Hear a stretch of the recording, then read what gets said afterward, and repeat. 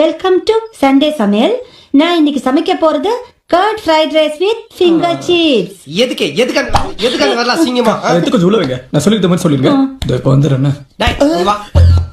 இன்னும் உனக்கு 5 நிமிஷம் தான் டைம். அதுக்குள்ள எல்லாத்தையும் முடிச்சுட்டு வர. இல்ல நான் மென்டலாய் கொலை பண்ணாலும் சரிடா, பண்ணுறேன். இதோ வந்துடுறேன். வெஜிடபிள்ஸ் வதக்கி ஃபைங். மேடம் எஸ், இங்க பாருங்க, ஃப்ரேம் இவ்வளவுதான் வச்சிருக்கேன். இதை விட்டு வெளியே போனீங்கன்னா வெளியே போயிடுவீங்க, அதாச்சும் அவுட் ஆயிடுவீங்க. இப்போ என்ன பண்றது உள்ள வர்றதுக்கு?